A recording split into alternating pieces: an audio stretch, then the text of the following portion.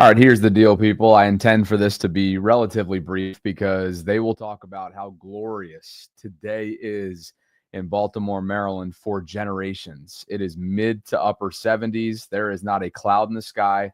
There is not an ounce of humidity. I am post F45. I am post Tilly dog walk. I am post protein shake, post shower, you name it. So this will be brief. But I wanted to spend a little bit of time with you here on this Saturday. I hope you and yours are having a fantastic Mother's Day weekend. It's an awesome one. I'm sure it is in the Northeast as well. Wherever you guys are, maybe down south, traveling, whatever you're up to today, enjoy it, touch grass, go get some sun, go get some vitamin D, and come hang with me for a couple minutes, because how can I not comment on the surprising Rashod Bateman news that came out yesterday from several NFL insiders, including Jordan Schultz. I think, to me, it's such a full circle moment. It's such a testament to how far Rashod Bateman has come, how much he has grown as a player and a person, and how much, really, I think the biggest takeaway is how much the Ravens believe in him. That's exactly what I felt like when I saw this news come down just yesterday. So with that, welcome inside the channel. I'm Bobby Trosset. This is a weekend edition. Doesn't happen often in the offseason, but I'm hanging around today. Going to do a little stogie later. Tilly and I are going to get some more walking in. So that's what's going on here. But here's during their pursuit of a wide receiver, the Cowboys looked into a trade for Ravens wide receiver Rashod Bateman.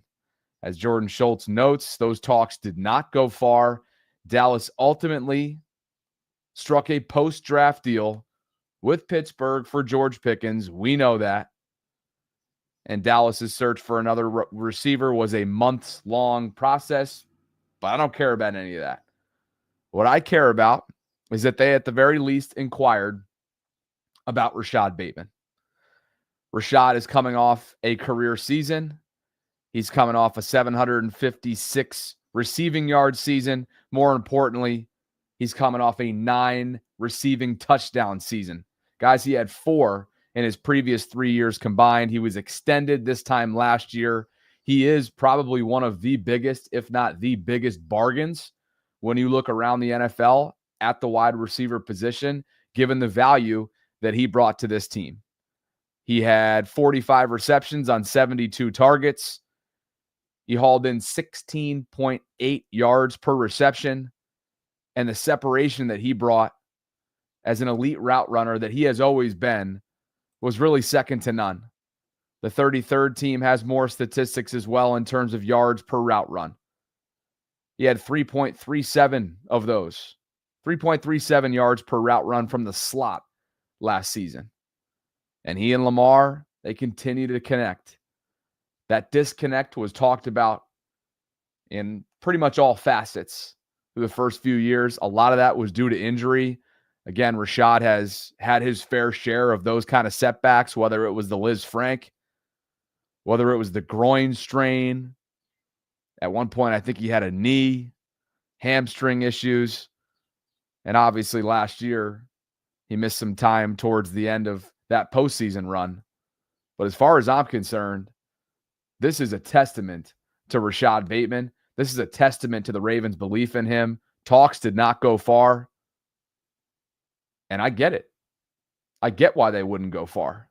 He's a bargain right now for the Ravens. Eric DeCosta decided to get out in front of their future with Rashod this time last year and made sure to keep him in Baltimore for the next several years.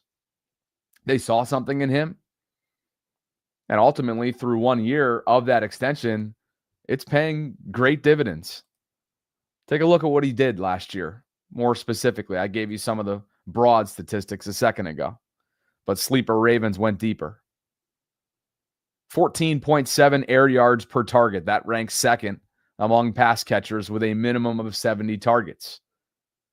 16.8 yards per reception. Like I mentioned a minute ago, that was also second among pass catchers with a minimum of 40 receptions.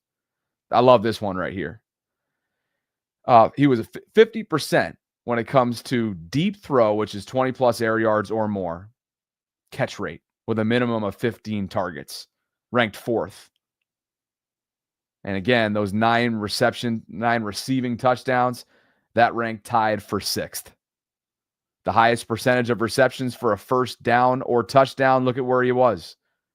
First, 77.8% with a minimum of 70 targets. By all accounts, this was an exceptional season for a former first-round pick that has been waiting for his body to cooperate, waiting for his mind to cooperate, and waiting for the situation that he finds himself in Baltimore to cooperate. And now he's on the other side of it. And from here, the sky's the limit. You stack another season the way you just did, maybe Eric DeCosta says, hey, let's rip up this extension, get you a new one that reflects what it is that you've brought to Baltimore. Because now you got other teams, or at least one other team, inquiring about your services because of what you've built yourself into. And I love it, because I have been a doubter of his. You guys know that. I have been a critic. I think nothing unfair. I think I've been a fair critic of his in recent seasons. He's had some antics when it comes to social media, calling out the organization. He's had his frustrations, I'm sure, boil over due to his lack of availability. Played in just 6 games in 2022. Started just 4 games his rookie season because of that Liz Frank injury. But now, 4 seasons into his NFL career, with the next couple under contract in Baltimore. What a great position to be in, where you're playing with house money. Yeah, you're coming off a year where you're probably thinking to yourself, damn, they are getting a bargain out of me. But ultimately, the Ravens didn't owe him anything when it comes to giving him an extension. They saw something in him. They believed in him. And now it's paying early dividends, so much so they're getting at least one call, or perhaps calls that others haven't been reported, about his services because of what he's built himself into. Couple snippets, couple clips from last year that stood out to me when it came to Rashod coming into his own in front of the microphone as well, and kind of standing 10 toes down when it comes to he and Lamar Jackson. Again, this perceived disconnect, some of which, again, some of it is perception. Others prior to this year was a reality. There was a disconnect between the two, particularly on the deep ball. And that reared its ugly head, a small sample size last year. A couple of those interceptions that Lamar threw, Rashod was on the wrong end of those. But listen to him last year, and look at where he is now. Yeah, says that me and Lamar don't have a connection, but we do, and we showed that tonight. And, I think we're doing a good job of showing that this season, and there was a lot of work put in that goes into that. And shout out to Lamar for delivering the ball. So appreciate you, Eight. Rashod, you said that you can make the big plays if you get the opportunities. Do you feel like now that you're getting those opportunities, you're showing what you always knew you could do? I mean, I'm not going to speak on it because I didn't speak on it before. That was something that was created about me. I know what I can do. I've shown what I can do. So, I mean, I'm not going to sit here and keep defending myself. I'm going to just keep going out and, playing ball day in and day out. And I'm going to just let the media talk and do what they do best, create a story. Hey, talk your shit. Some of that, I think, is just the vocal minority when it comes to the fan base and his mentions, I'm sure. But to me, that's a very comfortable, confident, somebody that knows who he is, Rashod Bateman. That's the guy that I just saw in that clip. And then after his first career multi-touchdown performance, again, very complimentary of QB1 as he was throughout much of last year. But again, I think it just speaks to Rashod kind of coming into his own. Yes, it's a late bloomer type of experience here from a former first-round pick. I know it's required a lot of patience within this fan base, but he's here now, and you just get the sense, or all you can do is hope that he's here to stay. Listen, I think I've shown myself that I am what I say I am, and hopefully that I've showed the Ravens fans, this organization, Coach Harbs, Monk, whoever, that I am a playmaker. Earning Lamar's trust, teammates' trust, it's been big. So there you have it, Rashod Bateman, number 7. Cowboys inquired with the Ravens. Talks did not go far, according to Jordan Schultz, but ultimately, there's some buy-in. That's my biggest takeaway from this. There's 2 of them, really. 2 takeaways. 1, the Ravens have buy-in. And why wouldn't they? He's under contract for the next couple of years. He was extended this time last year. And let me pull it up here so that I can actually be accurate with you in terms of where he's at over the next couple seasons. So 2025, his base salary is $3.75 million for a cap hit of just over 5.1. 2026, his base salary increases to $6.5 million for a cap hit of over 7.8 and change. And then he'll hit free agency, unrestricted free agency in 27. So you have him under team control for the next 2 years. It would not surprise me if Eric DeCosta and this Ravens front office reward him with a new extension if he puts up similar numbers to what he just did in 24 and 25. And I'll rattle off what those numbers are once more for you. 45 receptions, 72 targets for 756 yards receiving, 16.8 yards per reception, which is a fantastic number, 9 total touchdowns, which again was top 10 in the league when it comes to pass catchers. And that more than doubled his previous 3 seasons combined in that category. Again, 9 total touchdowns. He had 4 combined his first 3 seasons. So, and I already showed you the separation numbers. I already showed you what he's doing in the slot. And he's a reliable pass catcher. And he's somebody that I'm sure morale-wise, mentally-wise, you would think he's in the best place that he's been throughout his career, aside from the fact that, yeah, Bate, unfortunately, you are considered maybe the best bargain in the NFL at your position, especially if you go and follow up what you did last year, this year, production-wise. You go look at wide receiver 2s around the league, maybe take Cincinnati out of it because they're just an outlier given that wide receiver room. I mean, it's just littered with talent, and obviously they paid both of their guys significantly in Jamar and T this year, but be hard pressed to find another wide receiver 2 around this league not on his rookie contract that's a bargain and that's team friendly the way that Rashod Bateman is. So, hey, continue stacking. This Ravens front office will absolutely reward him should he continue to do that. I appreciate you guys for being with me.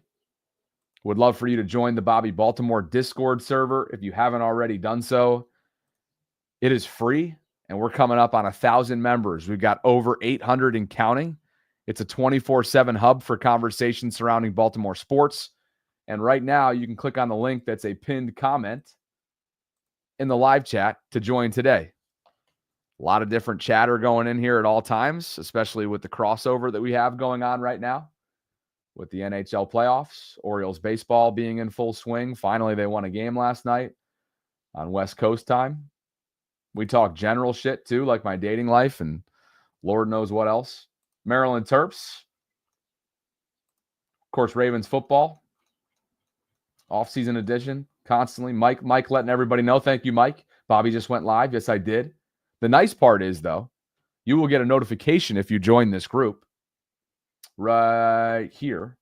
This is the post section. So literally every time I go live and the vault goes live, you will be notified of it, which is kind of a cool little feature right there. Tweets. When I send out tweets, that'll also give you a little notification, give you a heads up of what I'm chatting about at all times. The Caps group right now is getting after it. So kind of what I think is a fun way to get together. There's Mike right there doing the Lord's work for me. Mike, appreciate you. What's everybody up to on this Saturday? I've already been to a F45 workout. Definitely some eligibles in there, but that's a conversation for another time in Bobby Bachelor world. Hell of a class. I mean, just hour and 15 minutes of just pure grind. Went to D.C. last night to National Harbor. I guess that's technically Maryland. National Harbor is incredible with the way that thing's been built up. It's kind of like Navy Yard on steroids. But got the final alterations, picked up the final alterations of my customized suits. Was working with a guy named Miguel Wilson, who I believe he customizes suits and works with Wes Moore. A little nugget there. Don't align much with him politically, but the guy's in ridiculous shape and he dresses very well. And he's a former athlete, former Marine, I believe, too, isn't he? I think he has a military background. But that was cool. And then had a couple drinks last night with my college roommate at Marta, which is like on the cusp of, is it technically Upper Fells or Canton? Whatever it is, it's walking distance from where I'm at. So I had a couple old fashions, hung out with the college roommate. He just recently asked me to be his best man a couple months back. I think he's getting a little freaked out because I think he thinks that I'm going to go like 40, 50 minutes on my speech. I might. I could very well, to be honest with you. But I'll probably try and cap it at like 10 to 15 minutes. I feel like that's fair. Because there's only like a select few of people that actually want to listen to the best man speak, right? Like you guys know I could get up there and I've known this guy since 2013. We were like freshman year buddies. Then ended up becoming roommates sophomore and junior year. He studied abroad. I went and visited him. Like, this is my guy. And he's been in Baltimore ever since. But Evan, don't start with me. I was in Maryland the entire time. National Harbor, Maryland, big dog. Go get your geography down. Happy belated. But I'm thinking 10 to 15 minutes. Let me know. Let me know what you guys think. But yeah, let me know what you're up to today. I mean, it is literally stunning outside, which is why I don't want to be on here too long. But then again, the way I yap, I just might be. I got a little bit of a bone to pick with our friend of the show, good dude all around, BYU Cougar, who he shares that, of course, with my co-host on the vault, Sarah. Talking about Kyle Van Noy, who, of course, has had a resurgent couple of years in Baltimore. He's got one more year under his contract. And Kyle, of course, will be the grizzled veteran who's still going at 33 years strong, 33 years young in the Ravens edge rusher room. Well, he clearly is setting himself up for a little post-retirement gig, I would think. Not only is he a podcaster with Gerald McCoy, former Buccaneer, he's got a, what do they call it, McCoy and Van Noy on Yahoo Sports, but this past week he was sitting in on NFL Live as a guest analyst, which is great. I'm happy for him. But he's a little bit too sensitive based on his Twitter, based on his tweets in response to the top 5 list, based on some Lamar Jackson comments of his. And I want to share those with you right now if you haven't already checked it out. Here was the clip from yesterday. Top 5 quarterbacks that he has faced throughout his career. Hardest to face. He put those 5 to task. Number 1, I have to go with Tom. It goes all the way back when I played in Detroit Lions 2014 when they won the Super Bowl. I was kind of nervous out there. He saw me and pinpointed me and went right after me with Julian Edelman. I got to go number 2, Patrick Mahomes. He is that dude right now. He is the most poised quarterback in the NFL right now. His pocket presence, his awareness. I do enjoy sacking him, but his competitive level is number 1 right now. Number 3, I got to go with Joe Shiesty Cool Bro. I got to spend some time with him at the Pro Bowl, and man, the way he prepares, even for a 7-on-7 game at the Pro Bowl, was like, okay, this dude's got it. You're undefeated, by the way, in 3 games in your career against Burrow. Oh. So he should hate to see you coming. Yeah, these are good. Next, I have a young Aaron Rodgers. Ooh. Man, Aaron Rodgers is he scared me when I was with the Lions. And the worst thing that he did, one game he knew we were going an all-out pressure. He ends up hitting Jordy Nelson for a touchdown. And you know what he does, Yates?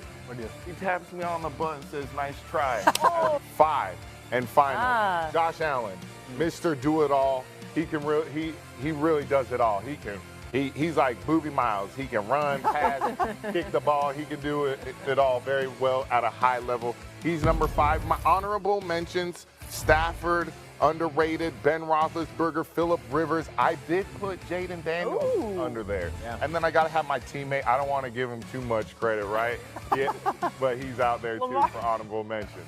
I love it. All right, this is, by the way, the best list you could ever do because nobody can hate on this list. This is like your personal list. Yeah. You know, you're the one that played against these quarterbacks, so they can't say anything to you. They even can't. If they try. I would hope they do. This guy can say something twice a season. I think you're playing the Chiefs. He might say something. Yeah, come on. Hey, Lamar, tweet us, all right?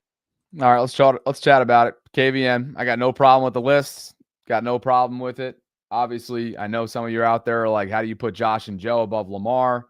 Look, he's faced Lamar once in his career as a New England Patriot. And yeah, Lamar made him look silly in one of his classic, like, dink and dunk kind of moves, lateral quickness, ridiculous, like eyes behind his head kind of stuff. We know that that's just pure electricity from Lamar Jackson, the greatest of all time when it comes to dual threat for my money.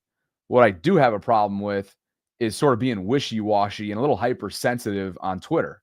Again, don't have any problem with Kyle. Really enjoy Kyle, but not too sure why he didn't go again 10 toes down once he took to Twitter. Now, obviously, some of you and others were upset with this list. I get it. You have a right to be upset, and you have a right to defend your guy, number 8. What I take issue with, hey, you're smirking as if to say, and you even said, like, hey, I can't give him too much credit. So is this a genuine list or not? That's one. And two, if it is genuine, stand on it. Don't go back and forth like this on Twitter. Look at some of the screenshots, and we'll go to a screen share in just a second of all of his mentions because I couldn't bring in all of them. I mean, he was clearly going through his mentions, trying to figure out the reaction within this fan base once they saw him on NFL Live. He goes, no way y'all took this list like gospel, right? Ain't no way. LJ on my team, you slaps. So somebody help me out here. First of all, what does you slaps mean? LJ on my team, you slaps. Can somebody help me out with that lingo? Usually I have this down. This time I don't. It kind of feels like that Drewski video yesterday with the Baltimore lingo. I had no clue what the hell was going on there. If you told me that was hieroglyphics, ancient Egyptian hieroglyphics being spoken out loud, I probably would believe you. I mean, I just wasn't there. Tila's got no clue. I got no clue either.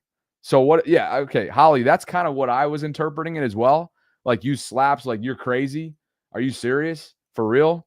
Somebody help me out. But, then you go on to the other mentions here, and Lalorak says, we call this engagement farming, Kyle. Ignore them. Engagement farming? If there's anybody who's engagement farming in early May, it's a guy who just went on NFL Live and decided, I'm going to go with the toughest quarterbacks to play against list and keep my own teammate who's considered a lot more accomplished despite not having been to a Super Bowl yet than his two peers in Josh Allen and Joe Burrow. That's not slighting those guys. That's a fact. Take a look at the resume through his first 7 seasons.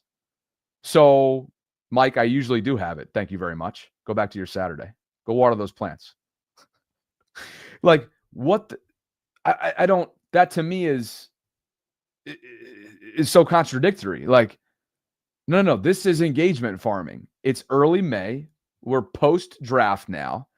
And you just gave a list, which is fine, but stand on it if you are really leaving your teammate off of it. Are you leaving your teammate off of it because you believe that's the case and you believe these 5 are the toughest to play against? Or are you keeping your teammate off it because you do indeed don't want to give him too much credit and you always rave about him? Or a third thing is, are you keeping him off it because you've only went against him once as a New England Patriot and you've been his teammate the last couple of years, and the prior to that, right? As I have my windows open today. Sorry, I mean, it's too nice not to. I couldn't bring myself to not leave my windows open, so apologies. But it's like, finally, by the way, construction has stopped in the neighborhood. It rained yesterday, of course, and then so that nobody was here working on that water line gas project, and then today obviously is a Saturday, so it's glorious. It feels ridiculously peaceful. But then the third thing is, are you leaving them off it because there's just a small sample size of games that you've actually played against them? So this to me felt a little wish-washy, a little bit too wishy-washy for my liking. And then he goes on to say, "Oh, I know this ain't my first rodeo. It's also the off season." Well, bro, again, like, can you please clarify? We all love you. We all love what you've brought to this organization the last couple of years. By all accounts, he's a great dude. I was hanging out with him and his wife for a minute or 2 minutes in New Orleans at the Super Bowl when he was working Radio Row and going up and down Radio Row and doing interviews. I ran into him in Harbor East last summer. Like, he's a great guy.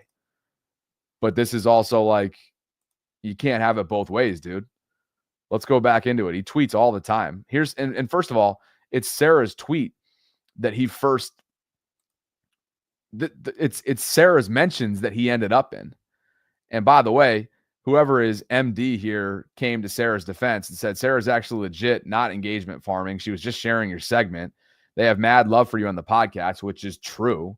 Ravens fans would love to have you on as a guest, which is true. And I have his personal cell phone number, and I have already reached out several times, and I haven't heard back yet, which is fine. I'm not here to blast him for not responding to me. That's fine. He has a right to not respond. He has a right to not come on the show. We're not paying him. Maybe one day we'll have those deep pockets. That would be awesome. But it's not like we're sitting out here trashing the guy.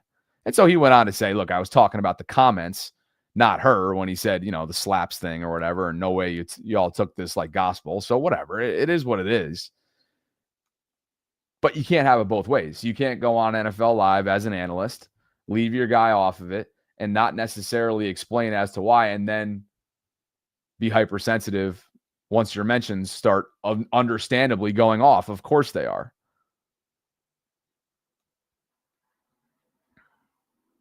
And he responds to a lot of people, which I like. No need to explain, man. I knew what it was as soon as I sent it. Clearly, folks don't get sarcasm and miss the segments where I talked about him. No, I watched the entire segment. I watched it live. He didn't explain the list. And ultimately in the other segments, yeah, of course he was showing him love. And of course he was challenging him, right, in terms of taking it up another notch, which is something I have no problem with that. Zero problem with any of that. Matter of fact, I loved that part of it. He's always been building up Lamar Jackson, challenging Lamar, challenging the organization, challenging himself, challenging his teammates. That breeds excellence right there. But again, some of the other stuff I can do without. So that's that. Folks want me to open up the guest line. What the hell? I'll open up the guest line. That's perfect. Why the hell not? Guest lines are open as of right now. Appreciate you guys for being with me on this Saturday. Not often in the off season do I go live on a Saturday, but why the hell not? If you want to support the channel, please like the video. Subscribe if you haven't already done so. We're closing in on 25,000 subscriptions, which is a great early milestone since I've been doing this. Connect with me on Instagram at Bobby Baltimore. You can find me on the same handle on Twitter. Venmo and Cash App, always appreciated to support the channel. And now let's get to some news while we wait for the guest line to fill up. Again, you can click that link that I just dropped into the live chat. Share a thought with me on this Saturday in terms of where you're at with things. I was sad to hear this news, honestly. Saints quarterback Derek Carr is retiring. He is 34 years old now. He recently underwent multiple medical evaluations on his shoulder. As Mike Garafolo notes here, the surgery was deemed the only route back to 100%, and that would mean up to 6 months recovery. So rather than staying on injured reserve all year long, Derek Carr, who's an all-around good dude and an accomplished quarterback, maybe not in the postseason, maybe not when it comes to hardware, but he is an accomplished player, and he is calling it a career at 34 due to health reasons. And I'm upset about that for him. I think he's again, just an all-around good person, man of faith. He lit up the stat sheets at times. Had a terrible exit from Vegas. I don't think they particularly did him right. And, of course, the Raiders throughout that saga had a lot going on with their head coach, Henry Ruggs, you name it.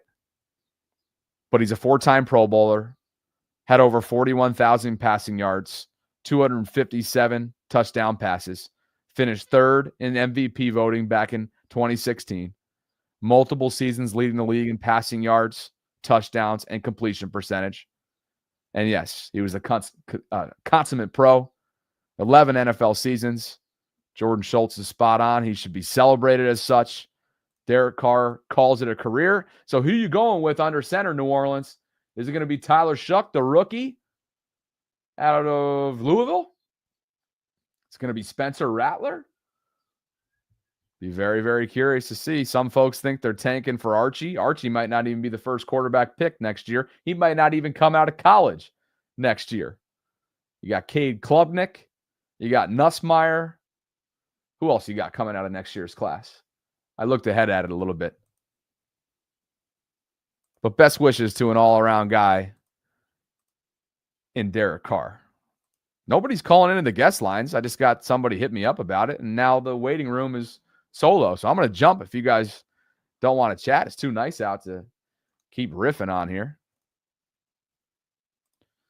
I'm trying to think if I have any Bobby Bachelor stories for you, anything to catch you guys up on. But for the most part, I think we're pretty much good to go. Evan thinks that Aaron Rodgers has a chance to end up in New Orleans. I mean, look, there's got to be some reason other than wanting to figure out what Pittsburgh's draft plans were at the quarterback position as to why Aaron has waited so long at this point. There's got to be some reason. I don't know what that reason is outside of just wanting to ensure, again, that he was walking into the right situation without Shedeur Sanders and the media circus that comes with that situation looming behind him, over him, a cloud, whatever you want to call it. Dre Dog hates Aaron Rodgers. I know that. I think he hates him more because I love him. Ain't that the truth? Guest lines are open. Manny's in the building. We'll go down to Mexico City, say hello to our guy. We'll see what he's doing. He's drinking already. Or maybe that's water. I don't know. We'll see. Good to see you, brother. Happy weekend. It's water. It's water. Yeah. You want me to drink at 11:26 a.m.? I mean, shit, Dewey Beach, Delaware right now for senior week. God, please, everybody say prayers for Dewey Beach, Delaware. He and his boys were ripping it last night. His Snapchat story says exactly that. I did it 7 years ago this weekend as a senior at Loyola.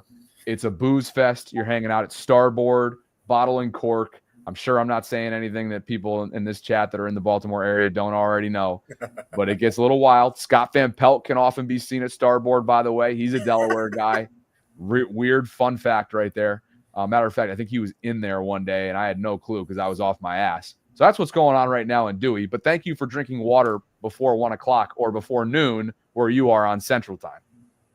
Yeah, because, hey, you got to stay hydrated. Yes, you do. And, you know, the heat is coming, and nobody's going to be wanting to be dehydrated on that heat. Correct. Especially in these parts where it becomes swampy in about a month from now, maybe less than that. We'll see. What you got on your mind today, my friend? What I got? Well, how about this, actually? Let me set you up this way. Was your takeaway my takeaway, which is essentially this is a testament to not only the Ravens' belief in Rashod, and how could you not because of the bargain that you have him on for the next 2 years, but also the belief that is fact, which is Rashod's coming off a legitimate wide receiver 2 campaign. He was a complimentary piece to Zay Flowers. He's a deep target. He's reliable. Yes, there's a couple interceptions that he was on the wrong end of that he would want back. But Bateman is coming off a year where you stack another one, and all of a sudden, if I'm Eric DeCosta and company, like I'm trying to reward you, maybe ripping up that extension or that current contract and making a new extension that reflects what you've done the last 2 years. Here's the thing. I think it's not only a testament of the Ravens believing on Rashod, but I think it's more so a testament of the league otherwise considering Rashod as a threat. So on that part, it's like, oh, well, Rashod, hey, congratulations. You're considered now a threat to the league after we botched your early career. Because I posted on the Discord server, shout out to the Discord server. I posted a video that I found out last night talking about did the Ravens actually botch Lamar Jackson's career? And your belief is what? My belief is that early on, yes, because even though he showcased the talent, instead of actually, you know what? Okay, you can run the ball nicely. Let's set you up as a throwing QB, an O-line, and get you some weapons that are young, not old, because old Des Bryant, old Deshaun Jackson. I know he was a mentor, but still all ass OBJ. So, and everything was on defense. And last year, I want to say like yesterday because it's still fresh to us. That defense last year was just atrocious. So Here's what I'll Yeah. say. Here's what I'll say. I think during his rookie deal, you can make the case, much like Washington's doing right now with Jaden Daniels, capitalizing on that moment in time for the next several years, had a tremendous offseason, both in free agency, trading, and via the draft. The Ravens came up short in terms of cultivating talent around him, particularly at the pass catcher position throughout his rookie deal. I don't think that is like an inarguable statement, if you ask me, if you followed the Ravens closely the way most of us have for years. Obviously, they've come around and they've become big swing takers at wide receiver since Eric DeCosta took over for Ozzie at the wide receiver position. Some of those have missed. Some of those have been hits, but a little bit in late blooming mode, much like Rashod. So, and a lot of that also, you have to remember too, I know you know this, I'm just talking out loud. While they were in the early years of Lamar, you haven't evolved to the Todd Monken schematics yet. You haven't brought him in. You haven't changed the structure of your offense yet. So in a lot of ways, what Greg Roman said ruled all. Now, I know that's a little hyperbolic. I mean, he's the OC, not the head coach, not the owner, not the general manager. But when you're living within the confines of a run-first approach,